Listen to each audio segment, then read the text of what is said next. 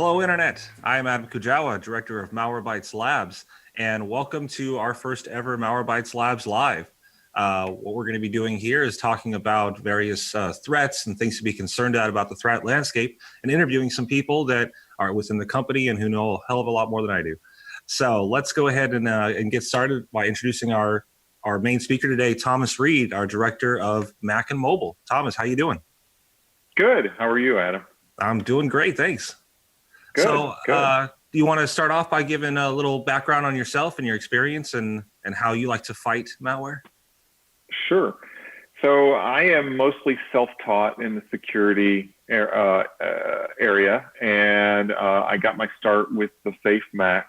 A lot of people may have heard of that in the past. I posted a lot of security-related blog articles, adware removal instructions, and that sort of thing. And from there, sort of branched out into writing Adware Medic, which was an adware removal tool.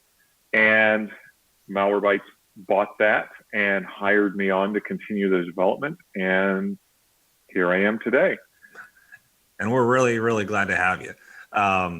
You know, the Safe Mac was a really fantastic blog.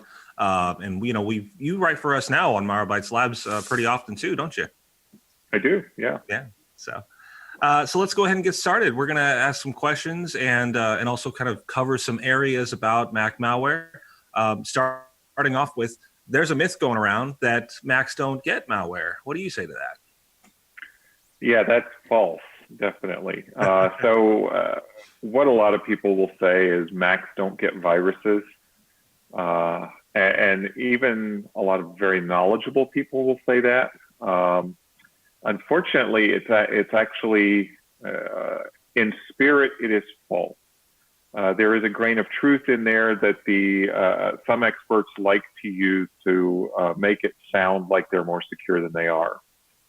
So in truth, Macs actually don't get viruses if you're talking about a specific kind of malware. So a virus is a specific kind of malware that has particular characteristics. It can self-infect. It can spread by itself. It infects other processes. So by that definition, no, Macs don't get viruses. However, there's plenty of other kinds of malware out there that can infect Macs. There are Trojans, there's spyware, there are keyloggers, you know, all kinds of things. There's adware. There are what we call pups, or potentially unwanted programs. And those are, adware and pups especially, are really going through the roof on the Mac these days. Yeah, so on the Windows side, you know, one of the big things we see cyber criminals doing and trying to infect systems with malware is basically using social engineering. That might be in the form of malicious spam or a hijacked social media account or something like that. Do you see kind of the same things going on the Mac side? Definitely. The vast majority of Mac malware comes in through some kind of a social exploit. You know, it could be something like a fake Flash player. It could be some, you know, maybe like a cracked version of Adobe Photoshop, something like that. Something that the user downloads and they install it and they're infected with adware. And then in other cases, in the case of pups, they can just pretend to be something desirable, and the user downloads them, and they think they're getting their money's worth when they buy it, but it's really not doing what they think it's doing. Right. Yeah. Yeah. So what would you say as far as how the last few years, the increase in Mac malware, what would you say has that been pretty massive, pretty quick, or what we expected? Yeah, we've seen a significant increase in the malware specifically on the Mac. So if we're looking at comparing to last year we saw 7 new pieces of malware for the Mac. This year, and we're talking about, you know, at this point in the year, so we still have a couple of months left here. We've seen 17 pieces of new Mac malware. So that's a pretty big increase. That's about a 240% increase, and it's a 155% increase over the previous high point. There was a spike in 2012 when there were a whole bunch of pieces of malware that were infecting Mac computers through Java exploits, Java vulnerabilities. And that was the previous high point in Mac malware, and we've surpassed that by now. Now, those numbers may not seem huge to everybody when you think about on the Windows side, we deal with thousands of new malware every quarter, but it all started somewhere. I mean, in the very beginning, the early days of Windows and PC malware, there wasn't a lot of different families out there, but more people, the ones made two, 3, 4, 5, 6, and they just kept growing and growing. And based on that chart that we just showed, it kind of looks the same way on the Mac side. But what do you think in maybe 10 years from now, where we might actually see like how much Mac malware is out there? Yeah, I think in 10 years, we'll definitely see a lot more Mac malware than we do today. There's really nothing particularly challenging about infecting a Mac. It's really easy to do. You don't even have to get any particular elevated permissions in order to do it. You can get elevated permissions, and that lets you do some additional things, but it's not necessary.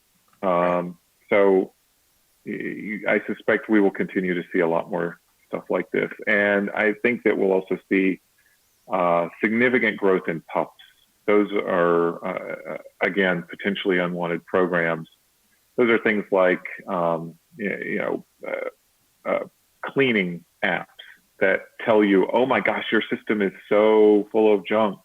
And they'll say that even on a brand new, fresh, out of the box Mac.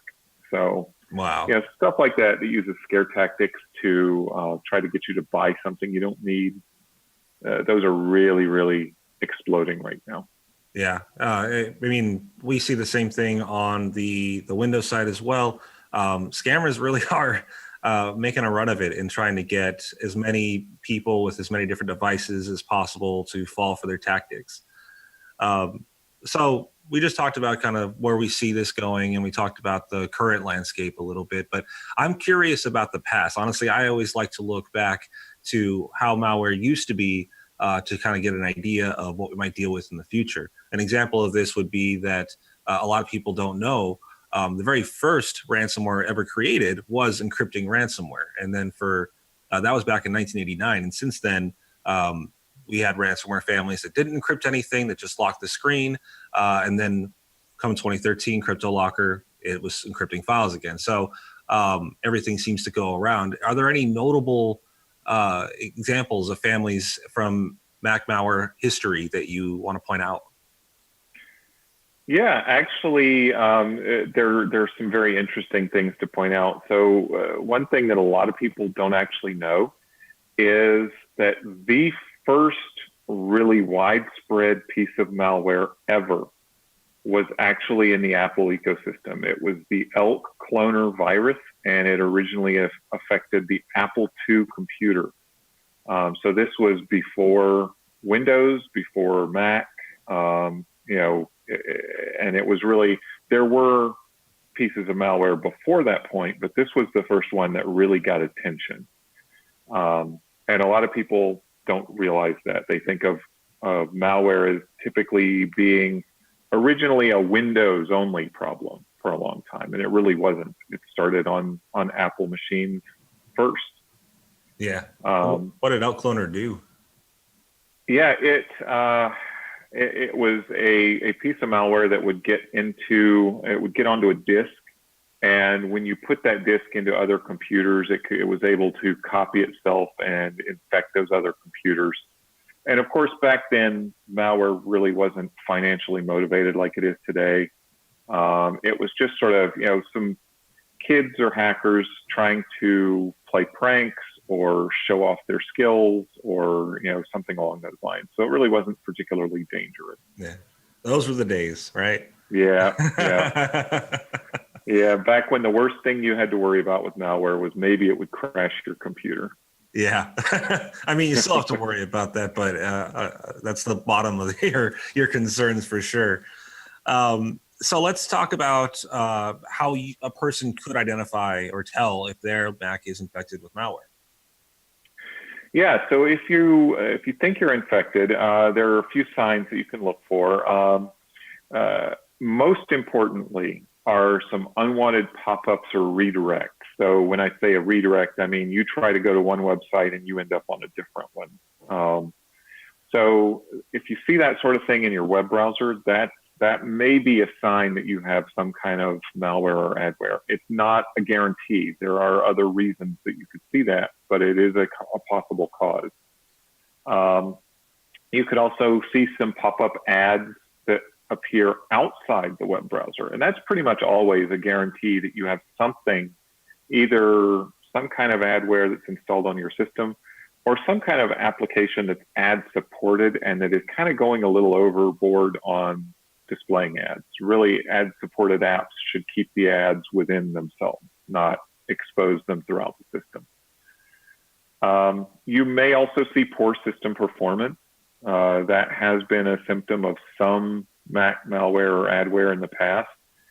However, it's not, a lot of people say, oh, if my Mac is going slow, I have malware. That's really not a particularly strong indicator of malware. There are many other possible causes that are far more common. And most worryingly, if you have real malware, like the malicious stuff, not the stuff that's just kind of annoying. If you have real malware, you probably don't even know. Real malware does its best to remain hidden behind the scenes so that it can steal whatever data it's looking to steal, whether that be your keystrokes or your credit card information, maybe your keychain files and passwords. Whatever it's looking for, it's going to try and stay quiet and steal that data and send it back home. Okay. And that actually makes me think of another question. Out of all the stuff that you've seen, all the malware you've seen for Mac over the last, let's say, couple years, is there any sort of like trend as far as what the capabilities are, what kind of information is trying to be stolen or access is trying to be obtained? Yeah, I will say that the malware that we've been seeing has been more sophisticated overall than it was, say, 5 years ago. A lot of malware these days will install some kind of a backdoor that gives that malware access to your system. So the hacker who distributed it can do things like run remote commands, shell commands on your computer. They can grab files from your computer. They can upload new stuff to your computer. So some of these backdoors are fairly general. You don't really know what they're looking for unless you kind of catch them in the act of grabbing files. Other malware, such as a particularly recent one that appeared, a new variant of it appeared called Proton. Proton is particularly interested in getting password information. So any kind of file that has passwords in it, your keychain, your 1Password vault, your browser autofill data that may have passwords in it, anything like that. It tries to take all those files and send them up to a server. Yeah, a few years ago, there was that iCloud breach where a lot of celebrities had, inappropriate, I guess, photos stolen from their iCloud accounts.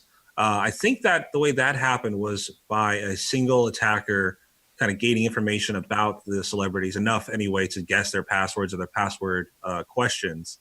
So that was mostly social engineering. But can you see the same thing trying to happen, but with malware instead of social engineering? Yeah, I definitely would see it would be trivial for some kind of malware to try and do the same thing, grab your photos out of, for example, a piece of malware could go into your Photos app without you even knowing about it, just go into that database and pull out all the photos and upload them somewhere. You might notice some bandwidth issues, your network might slow down a little bit.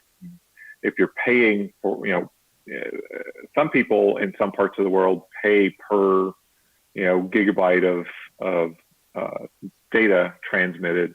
So if you see a whole bunch of data being transmitted, that's definitely not a guarantee you've got something malicious, but it would be a sign that you've got a whole bunch of photos going up into somebody else's server. Yeah. Yeah. Well, for those of you out there that are watching this right now and have to pay per megabyte, thank you for spending it on us. Really appreciate it. So, so let's talk about, let's say I've got all the symptoms you talked about, poor system performance, ads are popping up all over the place, stuff's moving around. I don't know what's going on. I think I'm infected with Mac malware. What would you recommend the next step be? Yeah, so next step, obviously, one next step I'm going to recommend is going to be download Malwarebytes for Mac. I'm promoting my own software here, but it is free. You can download it for free. You can run a scan for free. You don't have to pay for it just to do that. So, if you're not looking for malware protection, you don't have to pay anything. You can just run a scan. If that doesn't work, any antivirus company who tells you my software is going to detect 100% of the malware out there, they're lying to you. So it happens. Every piece of antivirus software will miss something sooner or later. So if that happens, you can always contact our support folks. You can post on our forums. Apple has their own forums. You can post there for information about how to remove stuff. Really the key is finding the right experts to help you get rid of a problem, because these things are no longer easy to get rid of. Back in the day when I was writing blog posts about how to remove adware, it was pretty easy to do. And then we started seeing some different techniques, and we started seeing some people who, because of some of the new techniques that adware was using, they were trashing their systems. There was one particular piece of adware that if you removed it wrong, your computer would no longer boot up. So it is important to be careful about the removal and make sure that make sure that you know what you're removing and that you're following some good directions or have a good expert to help you. Awesome. Well, speaking of Apple, and since we're talking about this, I've heard that Apple does a pretty good job of keeping malicious applications off of their app store. Though I know in the last quarterly report that we released, we did talk about some malicious apps making their way on there. Can you talk a little bit about that? Yes, we actually have found that in certain areas of the Mac App Store, there are a lot of pups, lots and lots of unwanted programs, outright scams, actually, in most cases. So in particular, if you search for something like antivirus or adware, looking for something to, you think you're infected, you go to the App Store and you're looking for something to fix that. That's becoming a very commonplace thing for people to do. And unfortunately, there are a lot of companies out there that are capitalizing on that. And there are just floods of junk antivirus apps or anti-adware apps that are on the Mac App Store. If you look at that list, if you do that search, most of what you see in there will actually be junk. A lot of it will either not detect anything at all. So, you run it. I've run some of these things on a system that I purposefully infected with, over 100 adware files, and put them all in the right places. So they were effectively installed just as they would be in the wild. And I ran some of these apps and they found nothing. They told me the system was clean. Others, they might find out of 100 adware files, they might find 5. So clearly these things are not doing what they say they're doing, but they're still on the Mac App Store, unfortunately. Yeah. Yeah. We kind of a few years ago, we dealt a lot with that on the Windows side. We have a whole lot of fake scanners saying, hey, we can clean your system. It's basically one step away, in my opinion, from tech support scammers. But these things would be bundled with additional malicious software or adware or anything like that. So it's kind of funny if you start to think about it and notice the trends.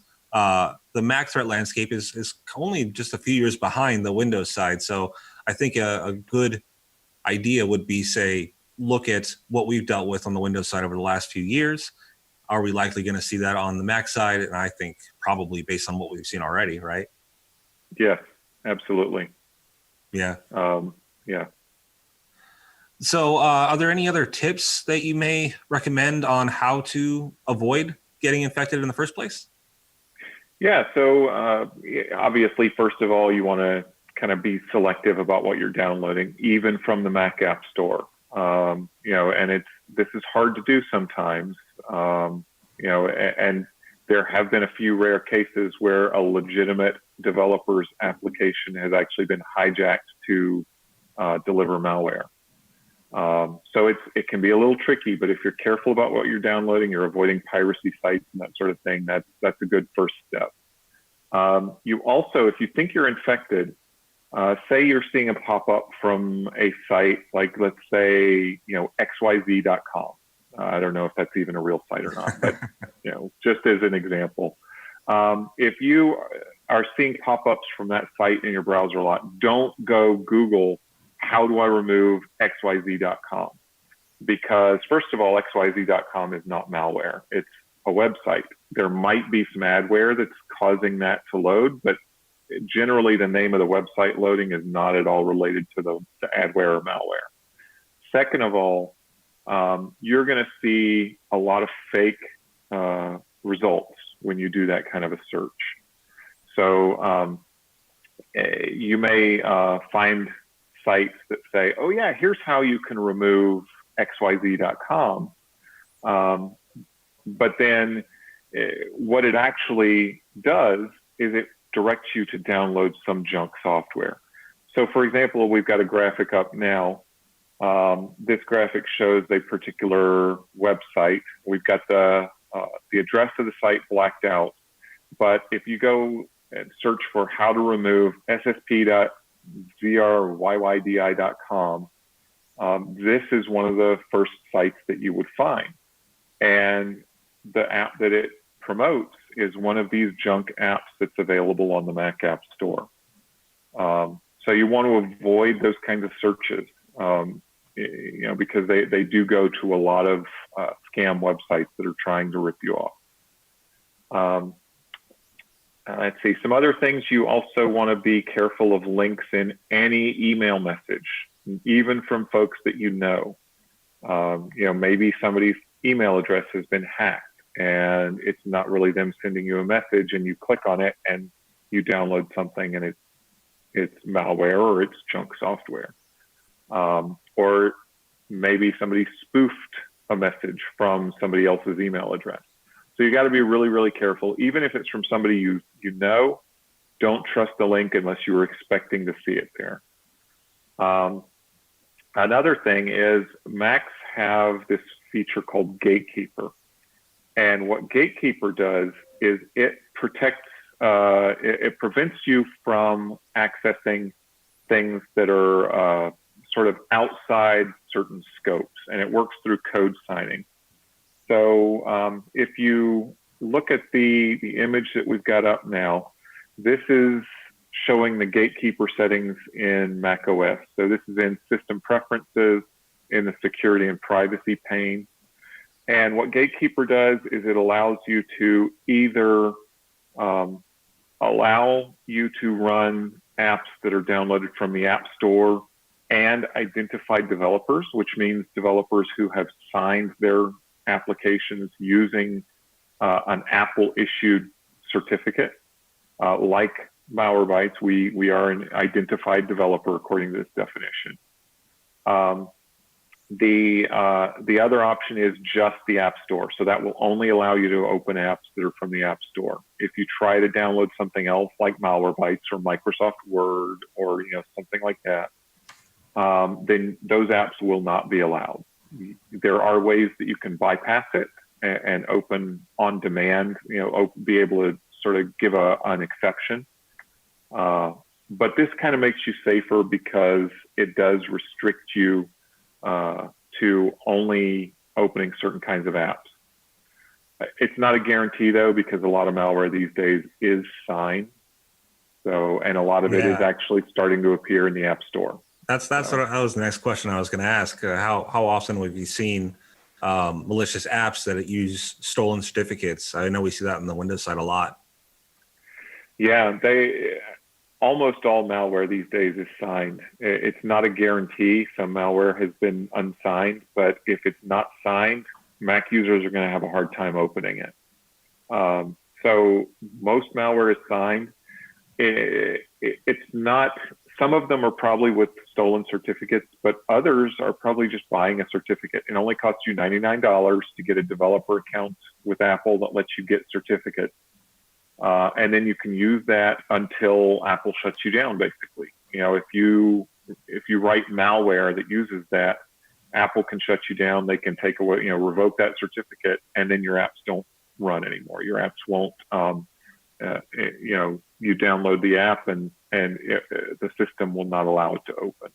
Have you found Apple to be pretty responsive when you report or anybody reports a malicious app in the App Store? On the App Store, they're not as responsive as I would like them to be. Obviously, if it's something that's really, truly outright malicious, then they'll take that pretty quickly.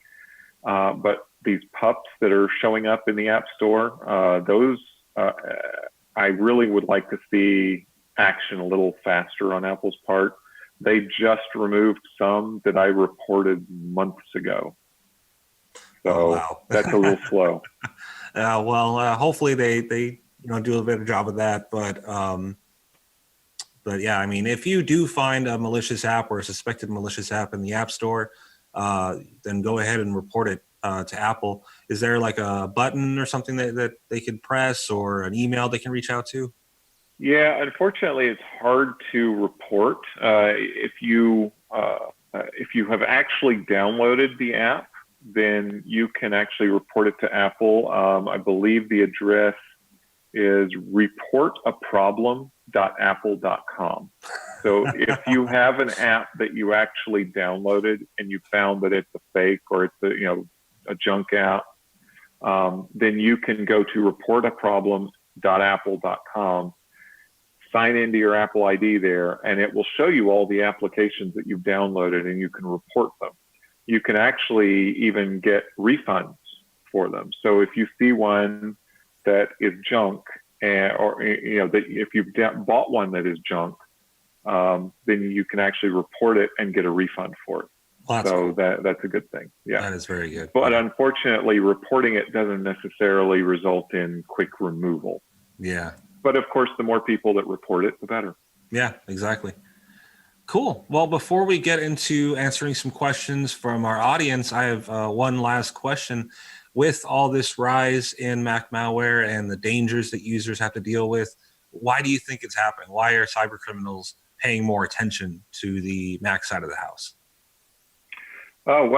Macs are becoming and have been becoming for several years now much more common and much more popular. We're seeing a lot more Macs out there than we used to. Back in 2010, we really didn't see nearly as many Macs out there. Most people had Windows machines. And true, today, the majority of people still do have Windows machines, but the percentage of people that have Macs has grown a lot. And worse, a lot of the people who have Macs are CEOs or other important people in a company. So if you can target those people, there's a high return on that. Yeah. And there's less security software developed for that platform. There's less concern about it. And, we started this thing off by saying people think that Macs are immune to malware. So what a perfect operating system to target when there's almost no security on it for the user against the kind of software you're trying to push. Yeah, exactly. And honestly, there is and has been for a long time, there's been antivirus software, but most people don't use it. And a lot of Mac experts will actually tell people, don't install antivirus software. It'll only ruin your system. That kind of leads into our first question, actually. Yeah. If you have a question and you want Thomas to answer it or me to try, go ahead and enter it into the chat, and we'll do our best to get that up on here. But yeah, the first question is: if you have an Apple computer, do you even need cleaning or antivirus software? Cleaning software, no. So So a lot of people will download some of these cleaning apps that they're not antivirus software, but they're supposed to clean your Mac up and make it faster. You do not need that kind of thing. Macs do not need cleaning. They take care of themselves just fine. Antivirus software, yeah, it's becoming an increasing need, mostly for all the adware and pups that are out there.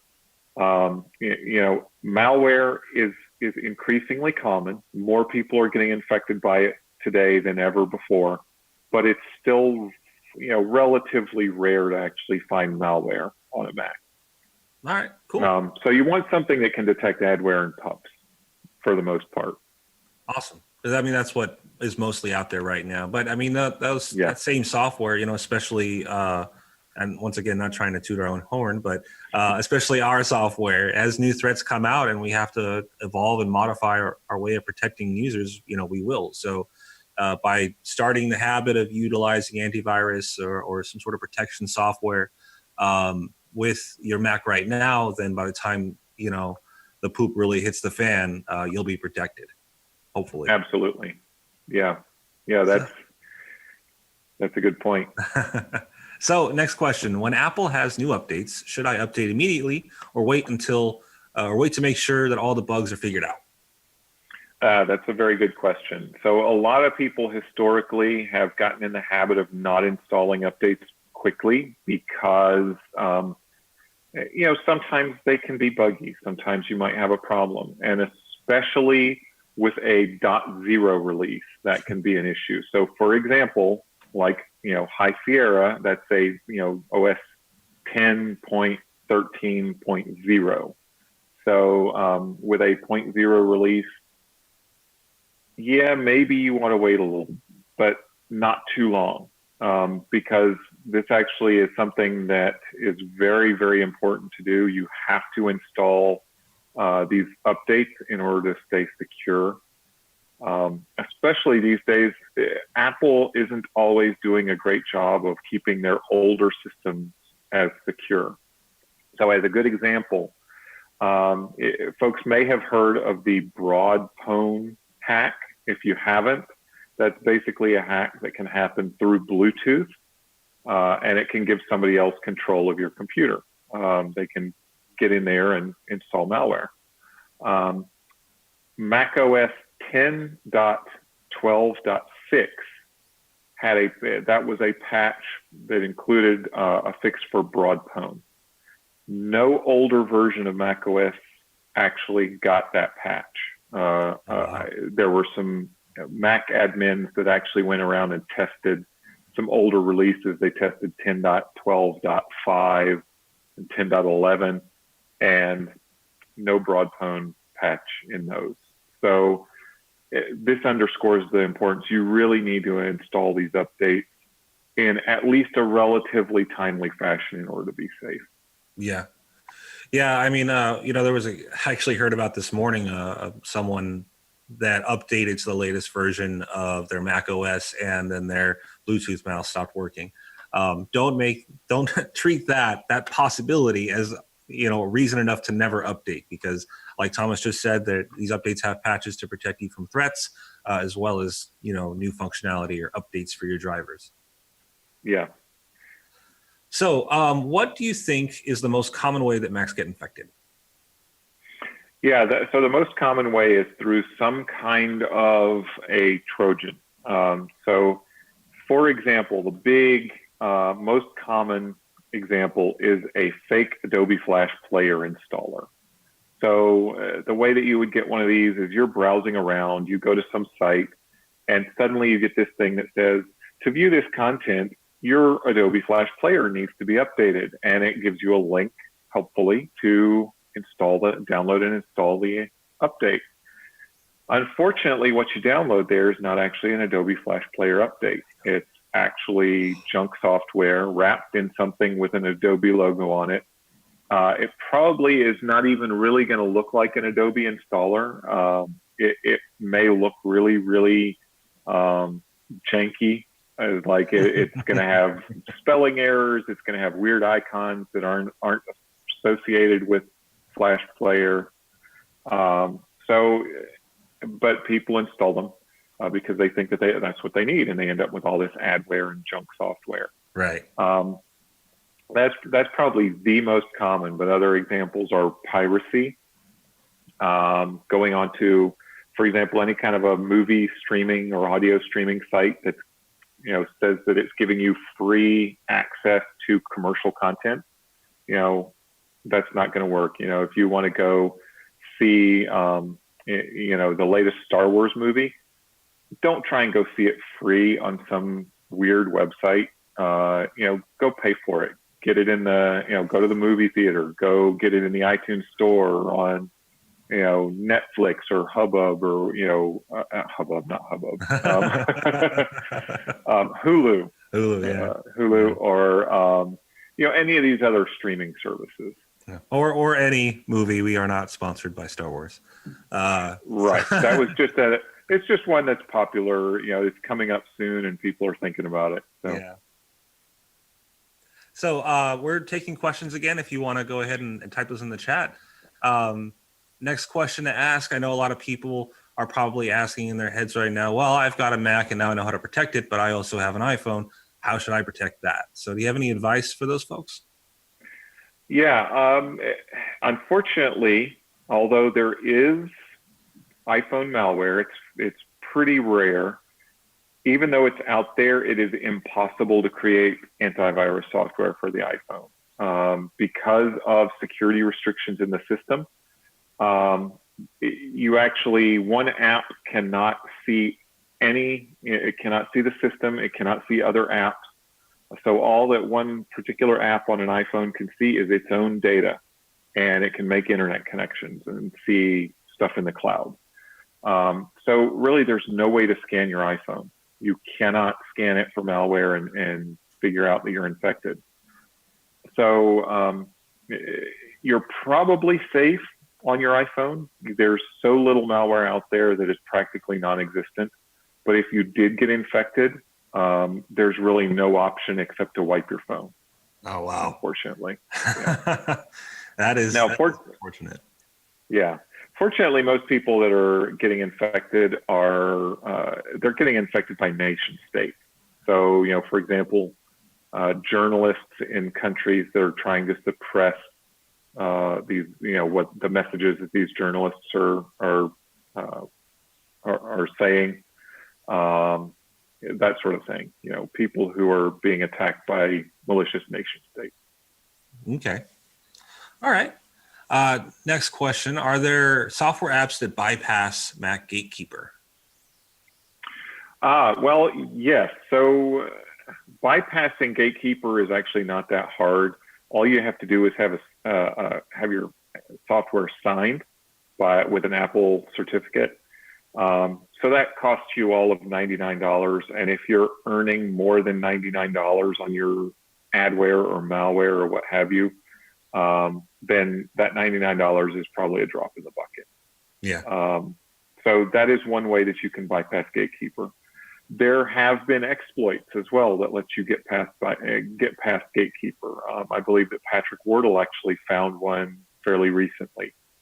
And then this isn't really an exploit, but it's sort of an unknown vulnerability that can get you past. So Gatekeeper depends entirely on a technology called quarantine. So when you download something in Safari or any other properly coded Mac app, it's going to apply a quarantine flag to that file.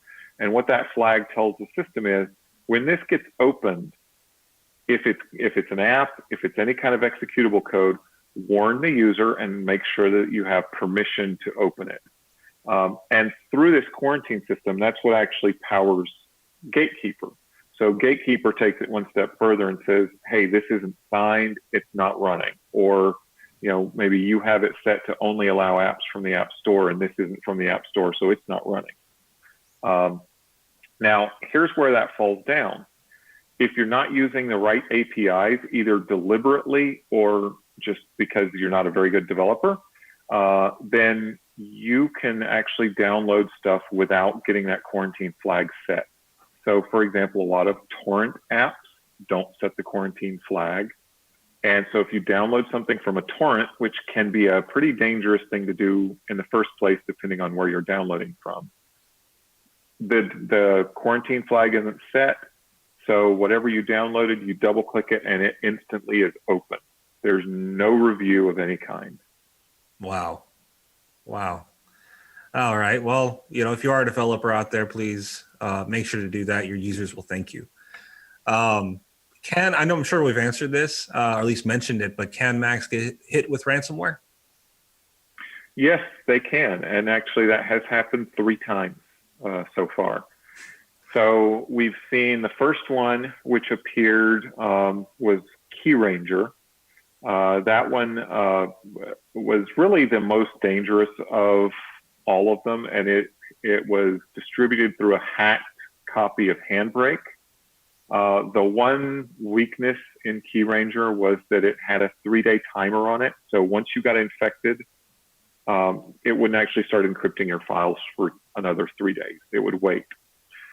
And unfortunately for the makers of KeyRanger, but fortunately for the rest of us, it was detected very quickly, and it was stepped on by Apple. It was stepped on by the developers of KeyRanger and detected by just about every antivirus vendor out there, including us, before that 3 days was up.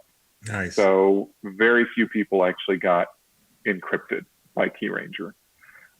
Then there have been 2 others more recently. One's called FindZip, because it actually would use the Unix command find to find files to encrypt, and the Unix command zip to compress and encrypt them.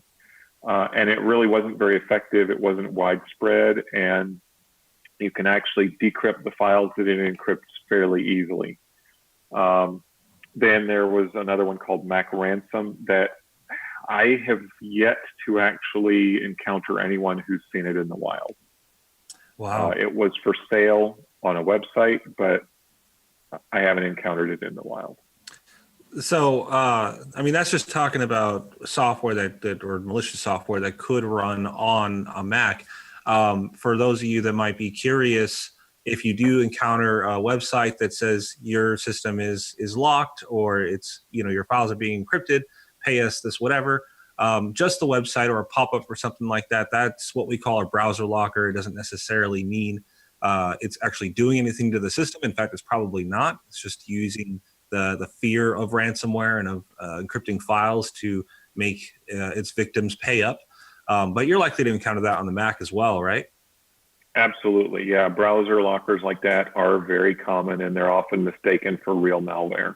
So now there is one other kind of, it's different from the ransomware you see in Windows, but there is a unique kind on the Mac operating system. So on all Apple devices, there's this anti-theft technology.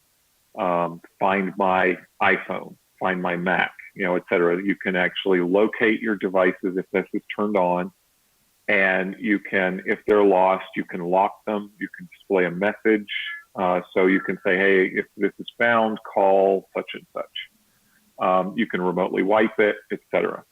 So this is a great feature. It's a great anti-theft thing. The problem is, if somebody gets hold of your Apple ID and password somehow, and this could be through, maybe you reuse your passwords and somebody, like a Yahoo breach, you have the same password on your Apple ID and on your Yahoo account, and Yahoo's been breached so many times now with passwords out there.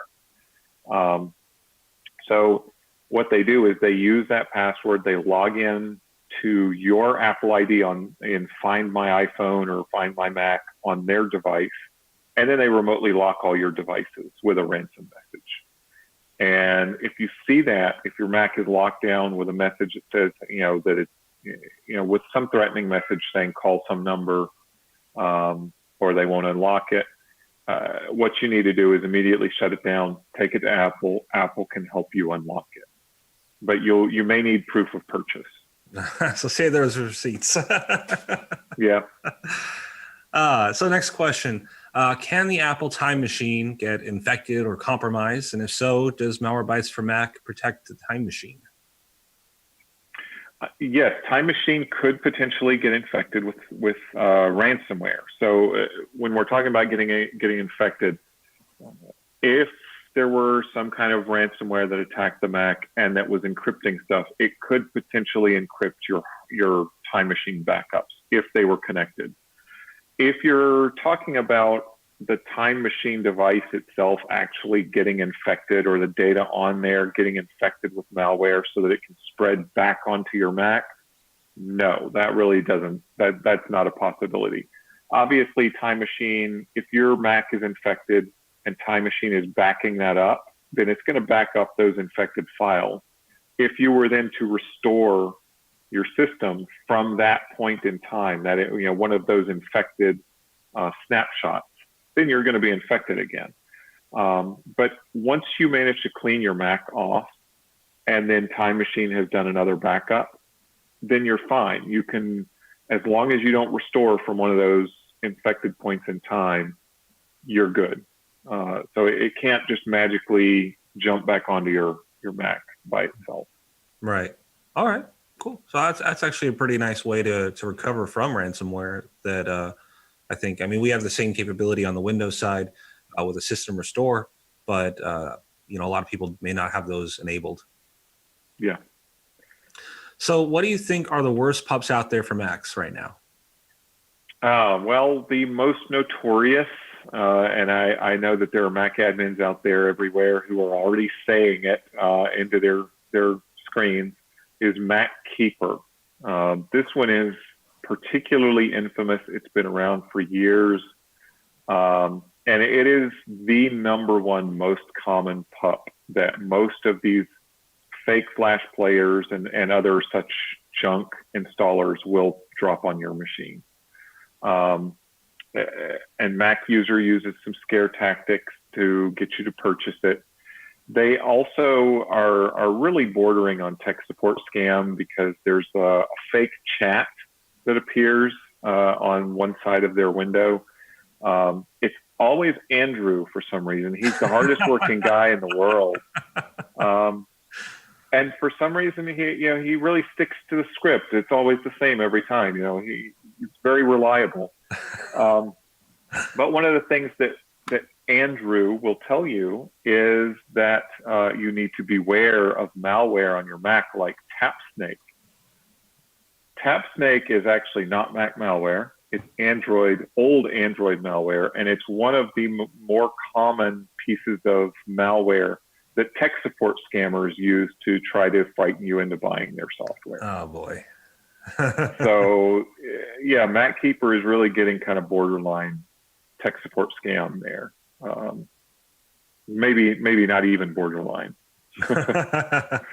Yeah, we see that a lot on the Windows side too. Pups, sorry to interrupt, but pups we've seen are becoming more and more aggressive, utilizing more tactics that we've seen traditionally only with malware.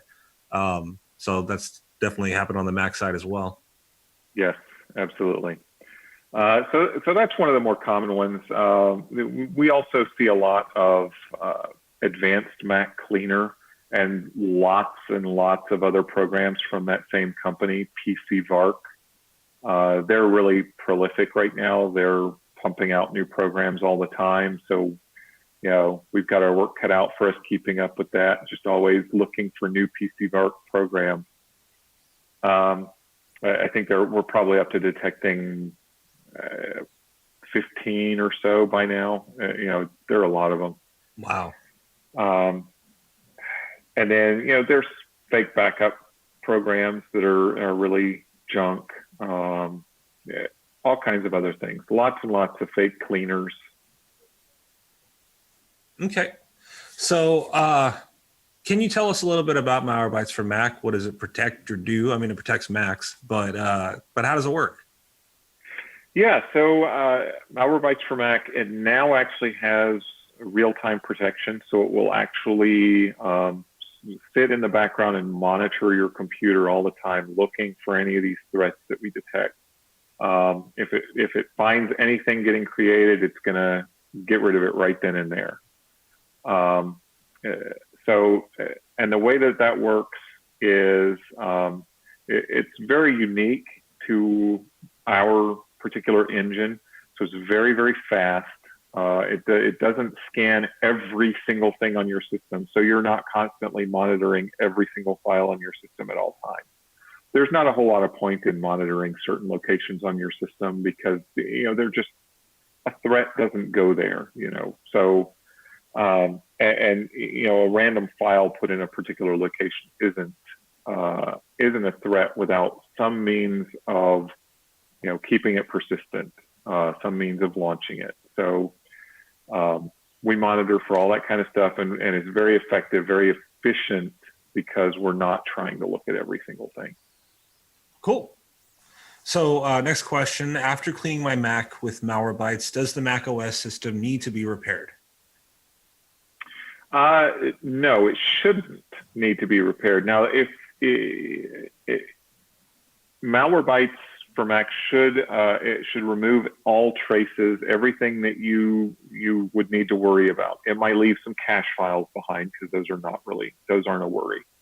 But if there sometimes can be cases where something will have damaged your system somehow in a way that can't be reversed. It's hard to know whether that's the case or not, and it's not that common for that to happen. But if your Mac is for whatever reason not acting right afterwards, then yes, something may have damaged your system, or may have made some malicious change to your system or your settings that can't be reversed. And in that case, it might be a good idea to revert to a previous time machine backup or something along those lines. Okay. Have you observed any cryptocurrency miners being installed on Macs? Yes, we actually have. There was one that was just discovered recently. I believe it was called Pwnnet, or however you want to pronounce that. And it was a fake Counter-Strike global offensive. I think it was a crack for that game. And that was actually cross-platform. So there was a version of it for Windows, and there was a version that infected Macs as well. Wow. And the script-based miners that we've been talking about on Malwarebytes Labs for a few weeks, I'm sure you've heard in the news, that run on websites. I mean, those are using a script, they're using the browser. It doesn't matter what operating system they're on. So you're likely going to encounter one on your Mac as well. Exactly. Yeah. And unfortunately, there's not a whole lot that we can do about that right now. Even if we had web protection in the Mac product, it can be difficult to block that sort of stuff. But if you do see it, fortunately, it's not really malicious. It's not doing anything to your computer other than maybe causing it to heat up and making everything slow down a little bit. So if you are starting to hear your fans crank up on your Mac, it's starting to get hot, it's getting, the browser's getting slow, maybe just quit the browser and reopen it, and try not to go back to that last site you were at. Okay. Is Onyx safe to use with a Mac? That's one of the few cleaners out there that I would say is safe. But I would still call into question whether it is necessary. In general, you really don't want to be cleaning your caches all the time. Your caches are there for a reason. They're there to keep your Mac running fast. If you're constantly messing with them, then your Mac is actually going to go slower. So where utilities like Onyx can be useful is very rarely, I've actually never seen it happen in person, but very rarely caches can get corrupted. And if that happens, then deleting your cache files can be beneficial. And you can use a tool like Onyx to do that. But the symptoms of cache corruption are fairly nebulous. There aren't any real specific symptoms of that. And it's so rare that that's not where I would look first for a problem. Okay. Do you recommend businesses to give their employees Macs since it's perceived to be safer? Well, yeah, they're definitely safer. I won't say that they're safe, obviously, because as we've just talked about, they're not. But just in terms of sheer volume of malware, the amounts of new malware we're seeing on the Mac every day are much, much, much smaller than what you see on Windows. So comparatively speaking, they are safer. Perhaps more importantly for businesses is actually IBM recently did a study where they showed that it's actually cheaper to buy the more expensive Mac and because it lasts a little longer, it has lower support costs, that sort of stuff. So that may be a more important reason to buy Macs. Okay, cool. And then what are the top 3 mistakes you see Mac users making that basically makes them more vulnerable? Yeah, so one big one is just not updating. So we see people literally every day on our support, on our forums, everywhere, who are still running very old, in some cases, versions of Mac OS.